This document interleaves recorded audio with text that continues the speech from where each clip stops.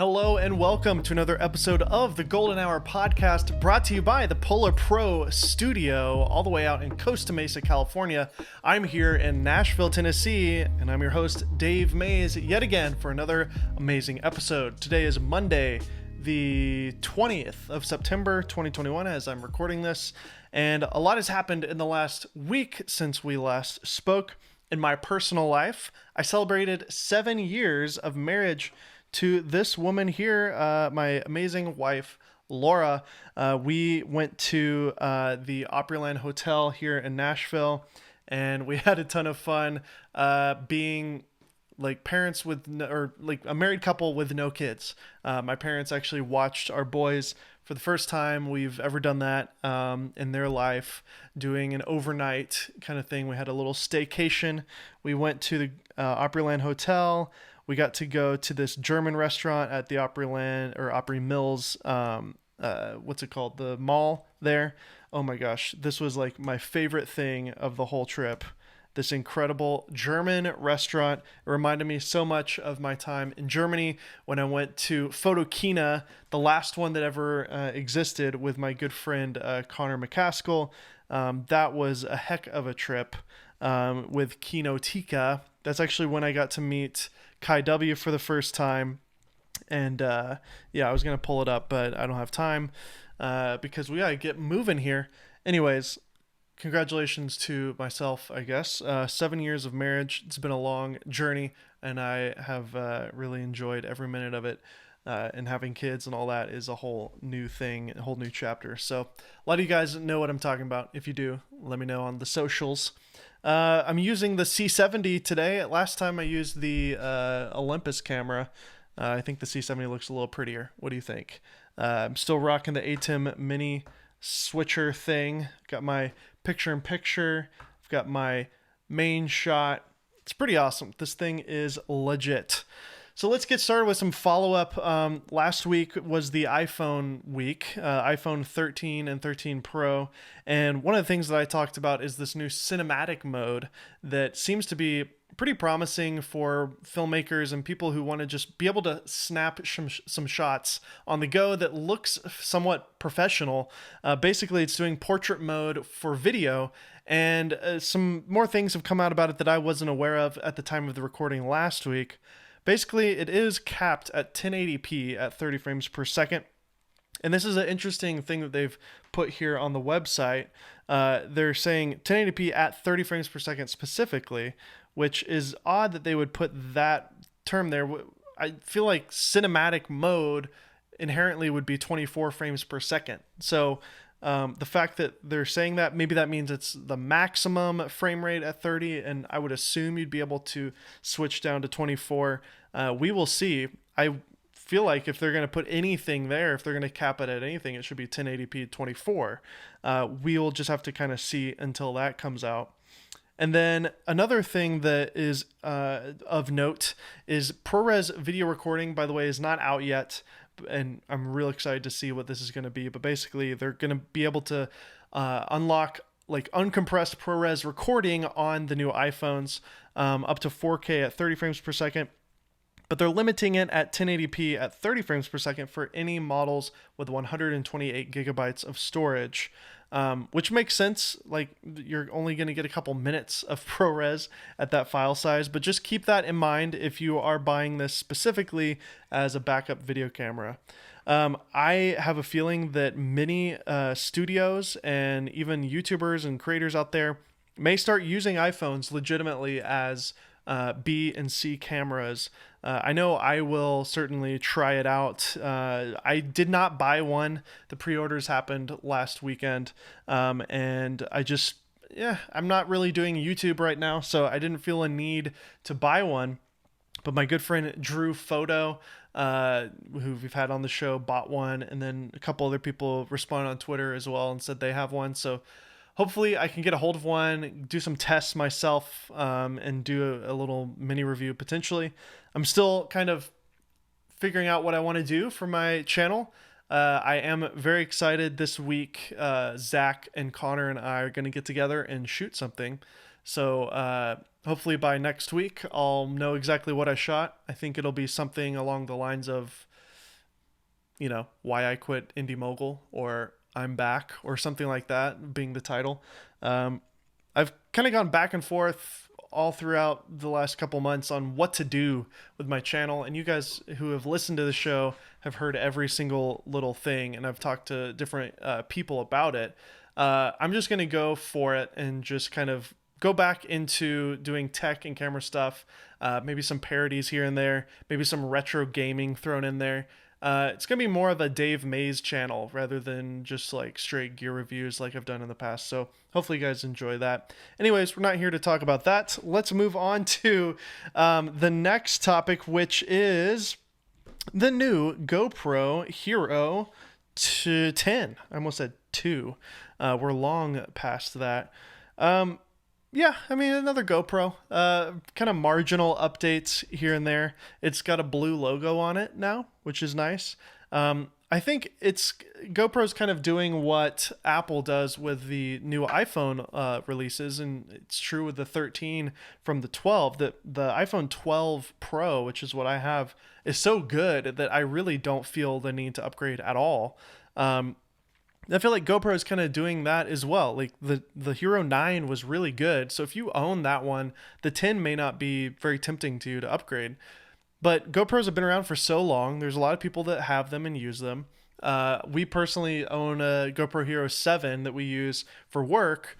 And upgrading from a 7 to a 10 is a huge jump. That is a big upgrade. So even though there's some marginal upgrades here with the 10, it makes sense that GoPro would kind of just put this out there. They've got a new processor in the thing. It's the ghpod. This is their second iteration of them making their own silicon. Again, just like Apple, they're doing their own processing. There is a video, of course, that's shot so beautifully and so epic. So let's give it a watch here. This is the infamous sound effect. There it is, GoPro Hero 10 Black. Powered by the new GP2 processor. Everything is faster, everything is smoother, everything is easier. 4K video at 120 frames per second. That's pretty awesome. 5.3K at 60, 91% more resolution, hyper smooth 4.0. Impossibly smooth video stabilization. It really is in this shot. A dog. I'm going to go back on that. Holy cow. A dog running, and it looks like a gimbal. Look at this. Holy cow. Yeah, that's nuts. Upload your footage to the cloud. GoPro has their own kind of like cloud service. The Quick app. Again, they're not targeting pros, ironically. This is more for, I guess, just travel people and normal people. I wonder what their real market is. Shoot rough, shoot soaked, waterproof up to 33 feet. Meters, sorry. 360 horizon lock. Level up with mods. Man, this is a quick video. Pro vlogging, I guess. Easy live streaming. We're gonna jump in this thing right here and send it. Stay tuned. Guy going in an airplane, doing a flip. That's cool. Guy skiing down a mountain. Hero 10 Black. GoPro. So, I mean, a lot of these features, like, these are great features, very professional things that you can do. 4K at 120. You can even go higher, 5.3K at 60. They've advanced their stabilization technology, which at this point is just so good. There's no reason to use a gimbal with a GoPro ever. It's just so it's kind of magical. If you've never used this new hyper smooth technology, you should definitely check it out. And this cloud service, that's whatever. I don't think anybody uses that.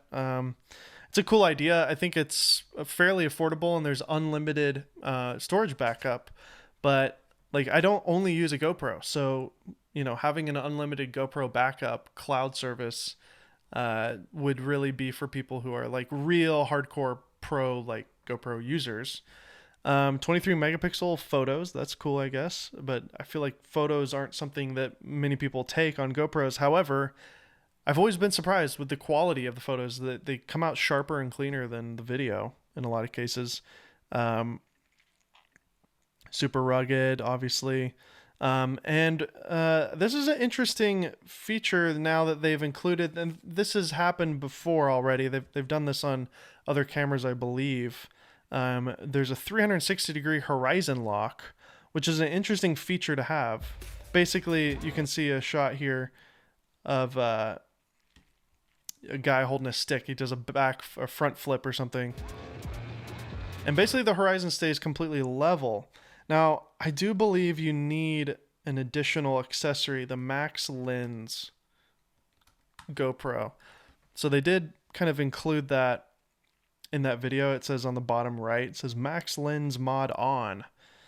So you do have to buy a $100 lens in order to enable this horizon lock feature.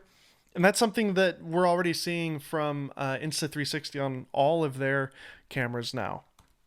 The Insta360, what's the big one? The Go 2 that everybody's talking about. Now, the quality of this one is nowhere near as good as the new GoPro, but this does have a horizon lock feature, and it's $300 instead of the what is the GoPro Hero Black cost? 10.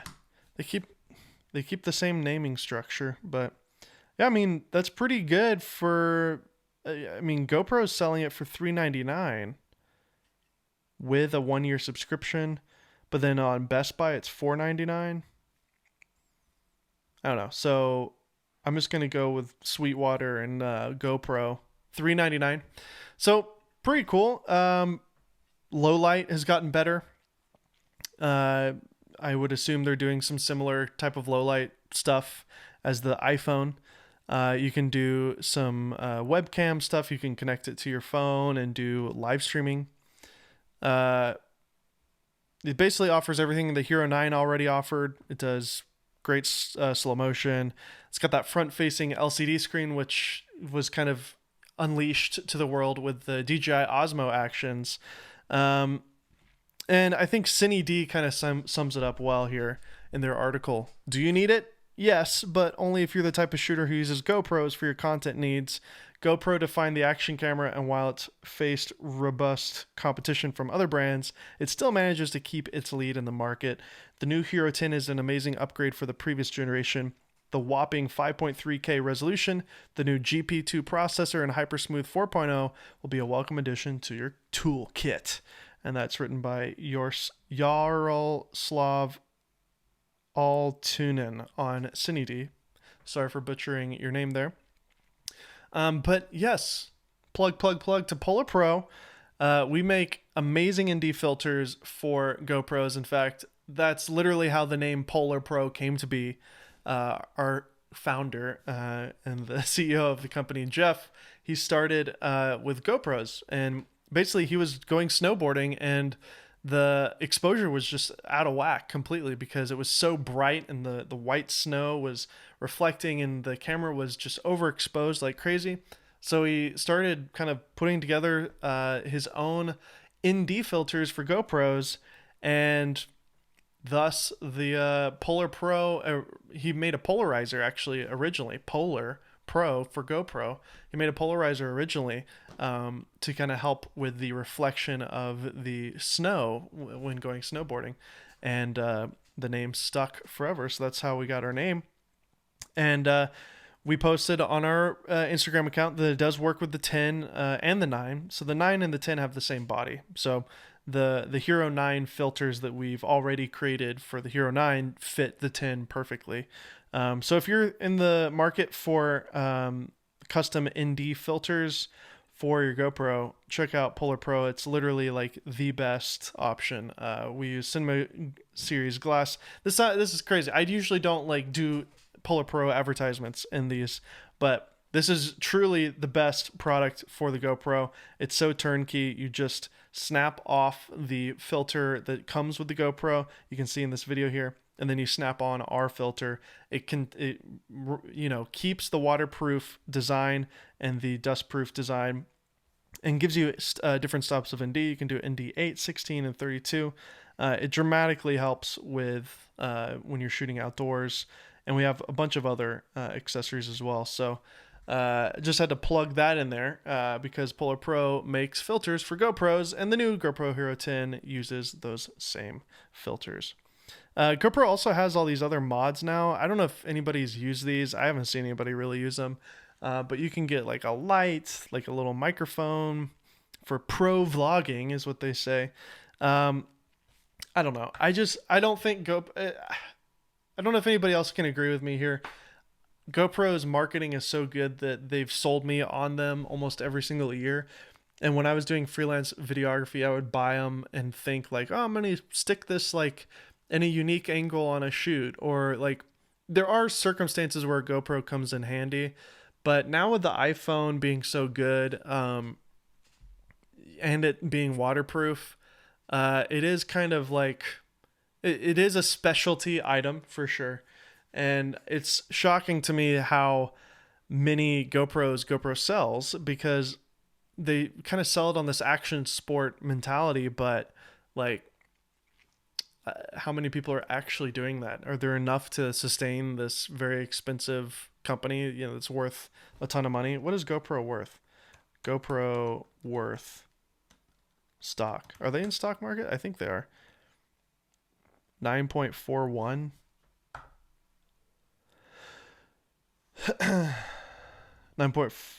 Market cap 1.45 billion. They opened at 9.3. I don't know. I don't know anything about this. All I know is that when you do a 1 year or a 5 year zoom out, 5 years ago they were at 17.15. They went way down last year to 2.48, and they've gone up quite a bit over the last year to 9.41. So that's good. GoPro is on the uptick. Good for them. So I don't know much about stocks, but anyways, let me know if you agree. Like, does GoPro hook you into their amazing marketing and make you buy a GoPro even though you're not an action sport person? And if you aren't an action sport person, do you find yourself using the GoPro at all? I know for me, this last weekend, my wife and I, we went to this little water park that's built into the Opryland Hotel. It's amazing. It's an indoor water park. And I was wishing I brought my GoPro because we were going down crazy water slides, and I just wanted to relive that moment. It was so fun.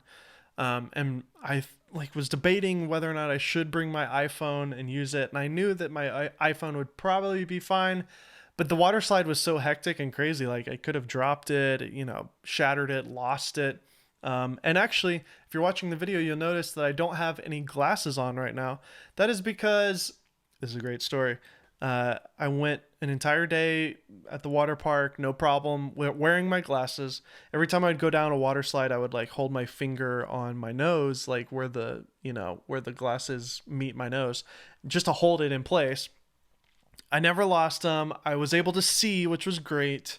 And I don't have terrible vision, by the way. I can actually drive without my glasses.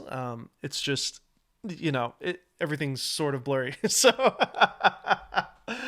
no, I really can see pretty good. Like, I can read street signs and everything. It's just a little blurry, but it's not as bad as some of my friends who I know who literally can't see anything past, their hand.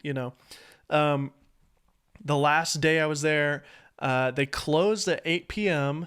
and we were that place was very expensive, so we were just getting our money's worth. And we were on the lazy river, and it was 7:58, and we were looping around to the very end of the lazy river. All these employees are ready for us to get out of there, and we weren't the only people in the whole theme park, by the way. There's plenty of other people there that were doing what we were doing too, so I didn't feel too much like a jerk for staying to the last minute.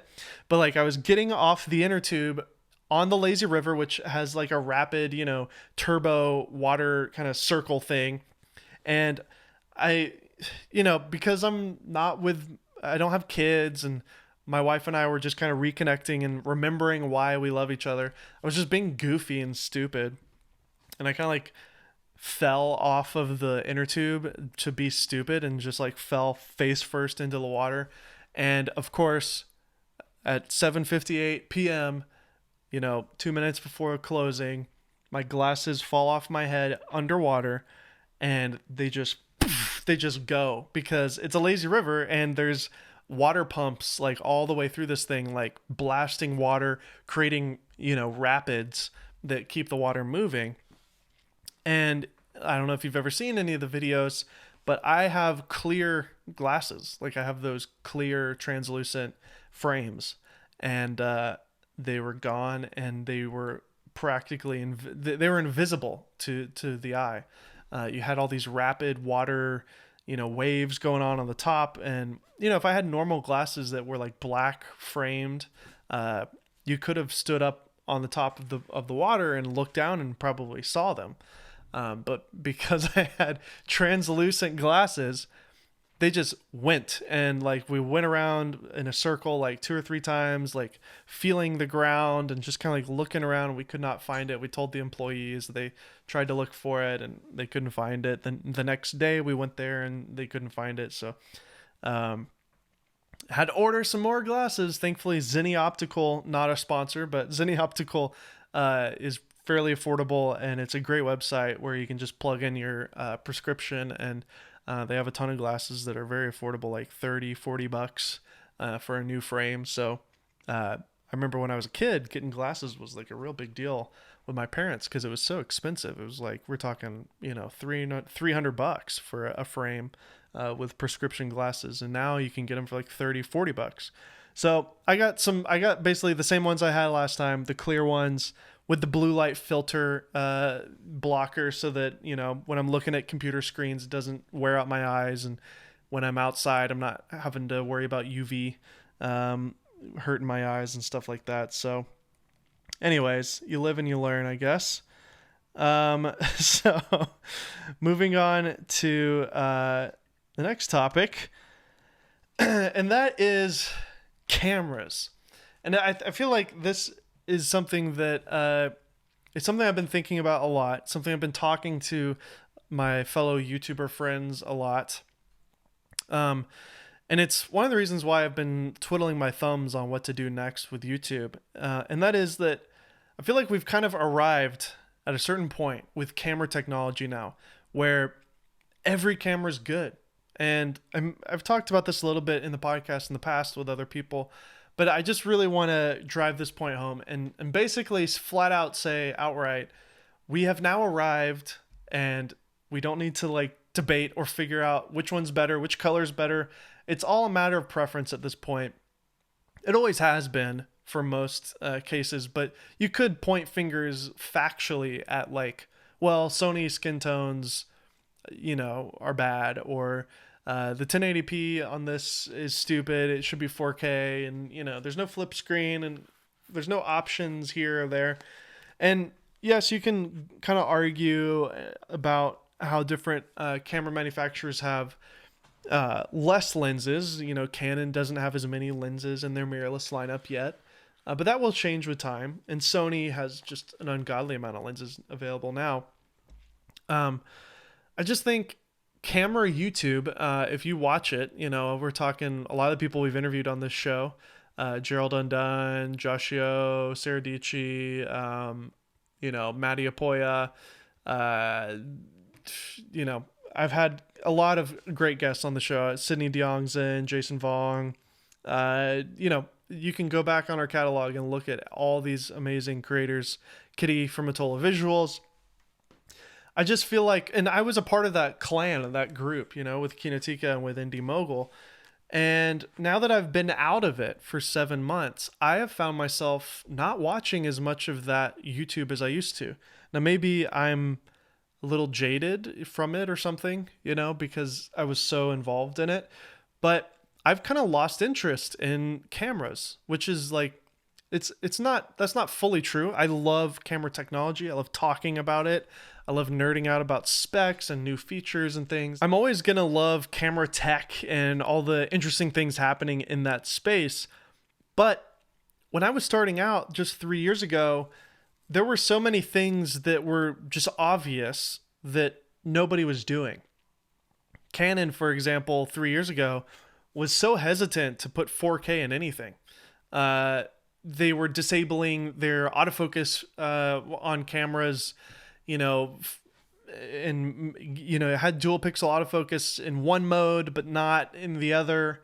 Sony had some great stuff, but their color science wasn't great. The battery life was terrible, and there's no flip screen for those of us who wanted that. And then all the way down to like the consumer line of cameras, most of them didn't come with mic jacks or headphone jacks. They had terrible battery life. They also didn't have flip screens, even though a lot of vloggers and creators were using them. And then when it comes to like professional video cameras, it was pretty limited too. Like you only had big, expensive cameras. Or the C300 line of cameras is wonderful. The C100 kind of crushed it for a long time, but it was only 1080p, and even the C300 original was only 1080p. The FS7 really kind of took over and kind of beat the C300 Mark II in that world. The FS7, a lot of you guys, I'm sure, shot on that camera. And then, of course, the Alexas and the Reds were always available and stuff. But camera YouTube, the world that I was a part of, really was fueled by kind of the needs of all these random things. And over the last 3 years, every camera manufacturer, all the way down to Olympus, Fuji, and Panasonic, Nikon, Canon, and Sony, all the big dogs, they've now created these hybrid cameras. They all have decent versions of them, and we have great cinema options as well. I say cinema lightly, but video cameras like the C70 that I'm shooting on, the FX6 from Sony, and several others as well. Sony and Canon seem to be the only ones really crushing it. Panasonic has tried to do the VariCam and all that, and it didn't seem to work out. Their autofocus situation is just atrocious, and they continue to suffer there. And that's something we can always poke fun at Panasonic and Jordan Drake using his S1H with no autofocus. But it doesn't matter because he's operating the camera. And a lot of you guys probably don't care when YouTubers are complaining about bad autofocus because you're operating the camera manually.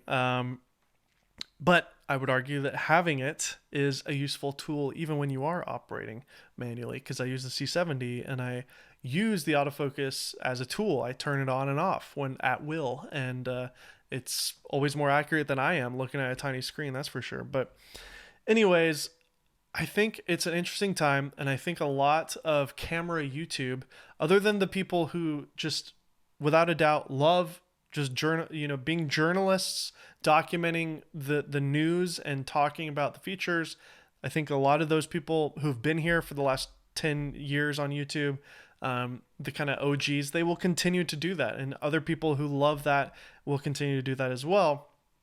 I just know for me personally, things have to kind of move forward with this niche, if you will, because we've definitely arrived at a point now where every camera is good and there's not so much to like talk about anymore, because you're getting kind of like, to be picky about 8K and 4K at this point is kind of silly, because like it really isn't that important. Like it's not important. It's not as important as having good color or like decent battery life. And we've kind of arrived now with all these different cameras. Obviously, the A7S III is kind of the winner right now. So many people have switched over to it. Canon has the R5. They just released the R3 as well. We don't really know much about it yet. Some more reviews have been coming out. It's way more money than the R5. I actually had somebody comment and say they would still choose the R3 over the C70 for video. It to each their own. Having a full frame sensor is nice with stabilization and everything. So, but it does have the 30-minute cutoff that most of their cameras have. Blackmagic has the amazing Pocket Cinema Camera 6K Pro with built-in ND filters, the ability to put a little EVF on it. And this thing is cheap compared to, cinema cameras from Canon and Sony. It's $2,500. Blackmagic continues to just crank out these amazing cameras with gorgeous, gorgeous image quality, Alexa-like image quality. And if I were shooting on one right now, I'd be able to actually control all the settings with the A10 Mini. They've really done a wonderful job with that. And if you want to like step down to kind of your more prosumer cameras, we have the A7C from Sony, which is a great option if you want something really compact, lightweight, and fairly affordable. It's got the newer color science. It's got the great battery life. It's got the flip around screen and everything. Canon is still selling the EOS R, and it's the exact same price as the A7C. I would argue that the A7C is a better deal than the EOS R for the same price of $17.99. However, if you're a Canon diehard, the R is still a decent camera. The 4K crop is kind of silly. You can get an adapter and fix that with a speed booster if you really wanted to. We actually used the EOS R at Indie Mogul. We shot everything in 1080p usually with that camera. If 1080p is all you need, it's decent. I would take that money and maybe buy a C100 used instead, because that's the same price. The Panasonic GH5 is still alive and well. The GH5 Mark II just came out, and the GH6 should be coming soon. All somewhat decently affordable cameras. The GH5 is known for its amazing IBIS and great camera settings, slow motion settings. Fuji X-T4 as well. The list kind of goes on and on. Great colors here with that, great retro design, great slow-mo, 4K. Autofocus has gotten really good with Fuji. Basically, what I'm trying to say is that I feel like the camera arguments need to stop, and I don't think I'm not really hearing them anymore. They used to be quite strong on the internet, and no matter what camera manufacturer you like, pick one and go for it. And I think at this point we can now stop obsessing about camera gear and start thinking about the things that matter: composition, lighting, audio quality, learning about ND filters and why you should use them, and how to get the proper motion blur using filters. Hashtag Polar Pro filters, right? Another little plug there. And yes, a lot of, maybe this is just me getting older and bitter or something, and there were plenty of people telling me this 3 years ago when I was railing about Canon and Sony and this and that. And you could still argue certain things like drones. There's really nobody competing with DJI. So if somebody were to come out, Autel is kind of trying their best. But if somebody were to come out and start competing with DJI, that would be interesting to see the kind of battle between them. But DJI is just crushing it with their drones. And I think that is fascinating technology. That type of content continues to do well because it's advancing so much each year. Same for action cameras. Action cameras still look bad. When I was watching, this GoPro ad, I'm literally watching this brand new GoPro ad that came out in 2021, and the image, it doesn't look much different than a GoPro. It still looks like a GoPro, which is kind of a, oops. Stop. I've been watching a lot of Norm Macdonald videos, so I accidentally just clicked on one there. But GoPros have a GoPro look. I'm just pausing this here, and it's this is a video that just came out promoting their brand new camera, and it looks bad. It doesn't look good. I'm sorry. GoPros don't look good. They're a wide angle shot. The sensor is super tiny. The image is super warped and bad. They need to make the sensor bigger. A 1-inch sensor would help tremendously. And just keep advancing the color science on them to get better and better. And so I think, action cameras will get better and better. And that'll be interesting to watch and to watch YouTubers talk about. Insta360 is doing some amazing stuff that's kind of really competing with GoPro. And this GoPro video only has 500,000 views, which doesn't sound like, it sounds like a lot, right? But they have 10 million subscribers. This is, maybe there's not as much interest in GoPro as there used to be, because I remember a day when GoPro would release a camera and the camera would get on trending on YouTube. So I'm kind of oops, I just switched the camera to a shot that doesn't exist. I'm looking through their channel, and it's probably just because they don't optimize their channel well. they're kind of just putting out crap, just putting out random videos with no YouTube strategy. So the algorithm doesn't serve their videos well. So that's why they're getting low views. They need a new strategy. Their thumbnails suck. They need a new strategy there. So anyways, that's my little rant today about cameras. And I think it's an interesting time to be a filmmaker because there's so many options now, and it's gotten so good that there's really no wrong option anymore. Heck, you can even use your iPhone in cinematic mode and get a good shot. So I want to kind of end this conversation with something that I was just kind of talking about there when I was kind of railing on GoPro. I love YouTube, and I love like the YouTube world and this kind of learning about it and learning from the greats. And I would love to, if any of you guys are aspiring YouTubers, I would love to maybe do a channel review on these episodes if that's of any interest to you. So you could send me a link to your channel and we could talk about it. Maybe we can even have you on the show as a guest. I've also got some guests lined up coming up soon. Like I said in the previous episode, we've got the drummer from Poison lined up and some other guests as well.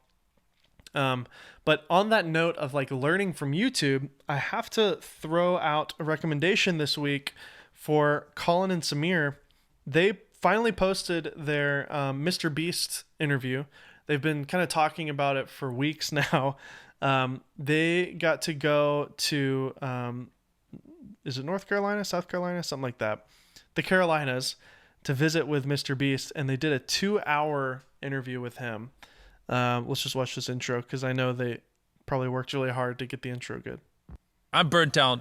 Screw this. All we need is $20 million. Hey, Netflix, how much would you pay me? Yeah. We're in too deep. Every other day we'd have mental breakdowns. You're funny. You want a job? Just put this out there. I did not enjoy being married alive. Why is Jimmy Crowley? So, I make videos. What's up, everyone? Welcome to the Colin. Anyways, Colin and Samir are awesome creators. I've been following their channel for a while now. And that intro was like really intense. But they've chaptered this entire thing. Kudos to them for doing that. How many chapters are there? I mean, there's got to be like 50 chapters, which is crazy. I've listened about halfway through. And I think this is really important stuff. Whether you like Mr. Beast's content or not, he is kind of the king of YouTube right now.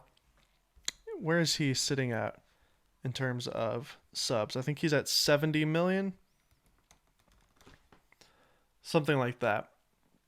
And yeah, he's almost at 70 million subscribers, which is a huge feat because PewDiePie famously got to 100 million subscribers. He was the first like real authentic creator, not, T-Series was like the first, I think, but they're a giant company. PewDiePie was like an OG YouTuber. He's been doing it for so long. It took him a long time to get there, and Mr. Beast is probably going to get there in another year. He'll probably be to 100 million. And he's really just kind of mastered the art of the modern day medium of creating films or videos. This is modern day television. And in the podcast with Colin and Samir, they kind of talk about that. They show a $10 million warehouse that he built. Basically, you can see in this video by Mr. Beast, he's put 100 people in a circle. Last to leave wins $500,000. And this is in his new warehouse. He's able to build these giant sets. And in the podcast, he talks about how he's literally spending about $1 million or more per video.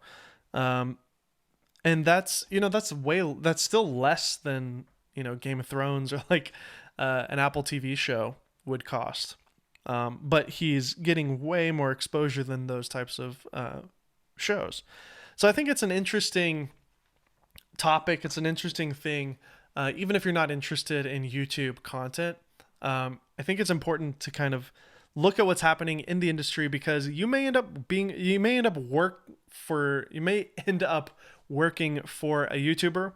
And when you have that attitude of like, oh, this is just YouTuber, this is, kid stuff or whatever, that's fine. Like, it is kid stuff, so it might be cringy, but like really understanding what is happening with YouTube, what is happening with Mr. Beast, gives you more perspective and a little bit more understanding of how impactful this is. And the fact that this guy is getting, 50 million views in a month, this video, or not even a month, that was 2 weeks ago. He posted this video 2 weeks ago. It's got 50 million views.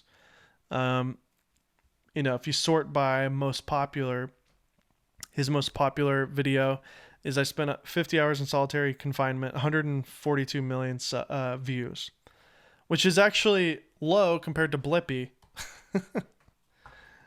Blippi is a kid YouTuber, and he's only got 13 million subs, but his most popular video has 821 million views. 315 million views, 290 million views.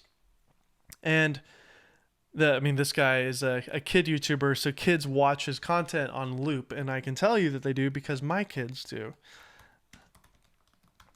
There's a great little clip from Eric, who's another big YouTuber, much smaller than Mr. Beast, but a big YouTuber nonetheless, over 1 million subs. And he shares how much he makes for 1 million views. Check this out. Do you think YouTube pays you if you get 1 million views a video and you upload a video every single week? We recently talked to our friend Eric, and he told us. In the last 90 days, I have made $154,000 in the last 90 days on AdSense. If he stays at that pace, that's $600,000 a year just from AdSense. And he said that's 25% of his overall revenue. And if someone wants to do the math, you can tell us all how much he makes in a year by putting it in the comments. So that's... How much money do you think YouTube pays you if you get 1 million views a video and you upload a... So... Colin and Samir, everybody go subscribe. I'm already a subscriber, big fan. That is mathematically, somebody did the math here, $2.4 million a year. And this is Eric, who is not, he's not at all Mr. Beast level, but he is working towards that, He's 2.22 million subs.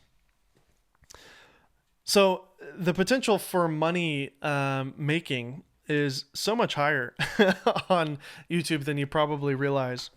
And, I saw that a little firsthand as well, being with Indie Mogul, seeing how, we were able to employ, it basically broke even, but we were able to employ a producer, 2 editors, myself, and Ted. And, it's fascinating that a YouTube channel can become, a full-time career. So it's just another reminder. And I think it's important to watch the Colin and Samir interview with Mr. Beast. I highly recommend it. I'll link it in the show notes and in the description of this video.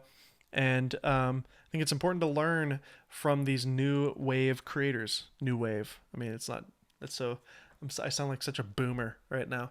But it's true. It's the way things are headed. It's the type of content that you're going to be creating as a freelance video person or photographer, even creating thumbnails, becoming a specialist in these things is highly sought after.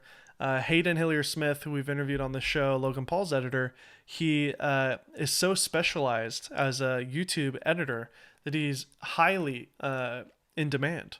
I know that Mr. Beast has talked to him and other people as well. He's still working with Logan Paul, but he's in that world and it's so highly sought after. So if you become a specialist in the YouTube space, it can really work wonders for you. Anyways, that's it for today. This is the Golden Hour Podcast. I'm your host, Dave Mays. Hopefully you enjoyed this show.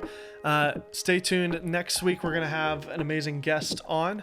We're actually doing our interview this Friday, so I can guarantee that next week we're having a surprise guest that I'm real excited about. So thanks again for listening. I'm your host, Dave Mays. This is the Golden Hour Podcast, and we'll see you next week.